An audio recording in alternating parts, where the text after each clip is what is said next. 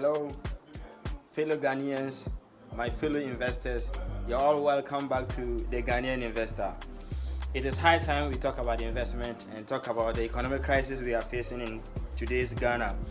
And the president and the government have just 2 days ago come to announce haircut and trying to hold people's investments and not paying them, and a lot of argument out there, and most of the youth are uninformed, and this video, the intent of this video is just to explain what the government mean by haircut to maybe those who are doubting what it probably mean, and possibly talk about some other few things. So this video will be into 5 sections. The first section here is just to give us a brief description or explanation of how the government intend to apply the haircut. When you go to any financial institution and take loan, you pay interest at the end of the loan period. And when government want to take loan from the people, so when an individual walk to a bank or financial institutions and pick money from them and pay back interest within a certain period of time, we call it loan. But when big corporations like banks or the government itself want to take money from people and pay back with interest, we don't call it loan. We call it a bond, treasury bill, and all those stuff. So that is what is meant by a bond. So a bond simply means the government taking loan from the people and paying back interest. So what exactly is the haircutting according to the announcement of the government? The haircut is referring to pension funds, it's referring to bonds, treasury bills, and the rest. So if you have investment in these areas, those are the areas it's going to affect. And it is basically trying to say that when it comes to bonds, treasury bills, and the rest, government is taking loan from the people. So if government take loan from the people and he has to pay back interest to the people for taking the loan, and to pay that interest he needs to make money in order to pay them the interest. But here's the case: we are in economic crisis, we are in economic turmoil, that government do not have enough money to pay back the interest. So government is saying that, hold on, I said I'll pay you interest XYZ, but due to my situation, I can no longer pay you the interest. However, you will not lose your investment. You will not lose your your principal or your initial investment. And that is what the government is trying to mean by haircut. So if you had bought 1 million Ghana cedis worth of treasury bills or bonds, government is going to hold that 1 million cedis for the bonds. Hold the 1 million cedis and say that, okay, the interest I was going to pay you on top of that 1 million cedis, I'm no longer going to pay you. However, you will get your 1 million cedis back. That is what is meant by haircut, meaning that you will not get your interest back. So for the first year, it's going to be 0 interest. You will not get anything. The second year, you are going to get 5% and then 10%, and then when they feel like the economy is back to normal, then they reverse all the equation back to the normal stuffs. But usually bonds, people say is the safest investment. I guess we'll have to speak about that too as well. And that may come in the next series of this video section, of this video series. So do well and subscribe to the channel, The Ghanaian Investor, if this is the first time. And if you like what we are doing, why not give it a thumbs up, like, comment, share your ideas.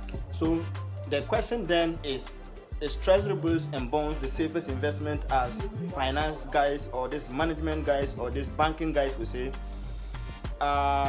Maybe it's the safest, but the government is also capable of collapsing. The government can seize everything that he ways that this is what is good for us. Go back to Ukraine or go back to Russia. When it's time for wars, government can seize certain properties of individuals or private corporations. It happens. So talking of money, government can seize your money. So that is also a risk. So it's not risk-free investment as other people perceive it as. Treasury bill or bonds is risk-free. It's never risk-free. So if you have invested heavily in treasury bonds, treasury bills and bonds, or pension funds, what are you going to do at this crucial hour? What are you going to do at the down times? What are you going to do where the government is struggling to pay expenses and other stuff? What are you going to do? Millions of people have hopes in their retirement funds, and the question then is, what do you do as at now? What do you do? That's the question. I guess we're gonna explore that in the next couple of minutes. But before we do that, please, fellow Ghanaians, my colleagues, anybody between the age of 15 to 40, please don't put chunk part of your investment in retirement, in pension funds, in treasury bills and bonds. That is for the old guys. That is for the people. So, in my opinion, treasury bills and bonds are not for the youth. It's not for people who are seeking development. It's not for people who are seeking to succeed. It's for the big boys. And who are the big boys? The big boys are those who have made it already. The big boys are the financial fathers, and the big boys are those who are aged, maybe say roughly 45 to 60. They are closer and closer to retirement, and want to protect themselves and don't want to take higher risk, and they can go for treasury bills and bonds. And those who have already made it, I have made 2 billion Ghana cedis, I have made $2 billion US, and that is a lot of money, and I need a place to protect it. They go there to invest. But for people who are seeking for development, like young teachers, young nurses, young police, some allocate huge sums of money into pension funds. To me, that is doom. If you are a young teacher or nurse or police or something of that sort, and you put more than, let's say, 20% of your net income into treasury bills, there's no sense. Explore, take the risk, invest, go exponential. When you are 50, protect the money and the savings you have made, and that is where you can start, putting more efforts into treasury bills and bonds. I see a teacher's pay slip who has a net income of around 1,500. That was about 3 years ago. And this teacher was barely 27, 28 years, and invested almost between 20-30% of his net income in mutual fund, this so-called mutual fund. That is retirement. You don't benefit from that mutual fund until retirement, and they'll kind of tell you that in retirement you get double of your initial investment. In 30 years, you work for 30 years and double your money, and you are happy you have doubled it. That's not making sense because of inflation. Average inflation rate in Ghana is 15%, and this year it has gone way triple, quadruple of that. And that doesn't make sense to put chunk part of your money as a young worker into that investment pool. It doesn't make sense. So to me, it's doomed for the youngsters. If you are starting, if you are seeking growth, if you are seeking to succeed, please don't be putting too much money in mutual funds and this bond things.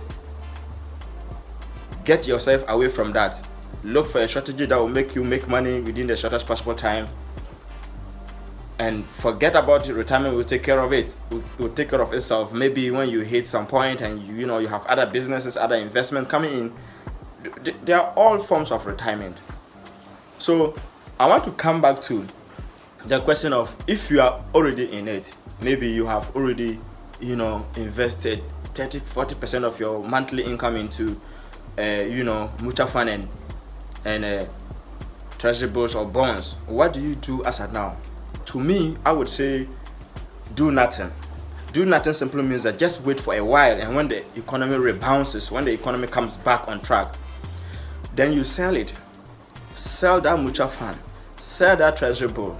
Look for a concrete fixed asset. Even if you don't know any investment at all, look for a concrete fixed asset that do not depreciate over time, that serves as inflation proof. It doesn't lose value just like that.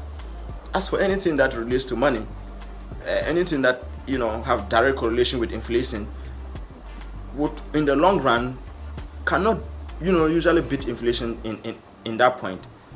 So in conclusion, what I want to say is, if you are not aged like 50, 60 years old, don't be putting too much money in treasury bills and mutual funds and stuff.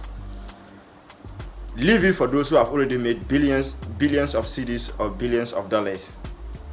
If you are young, please use your income, give yourself that freedom, and invest into the right vehicles that would take your investment to the sky within the shortest possible time.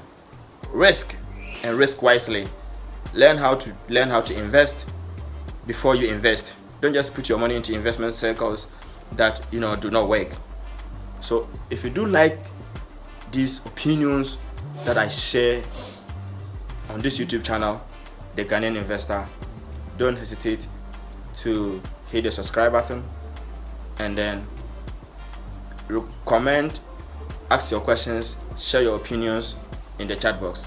Thank you. See you another day. Bye.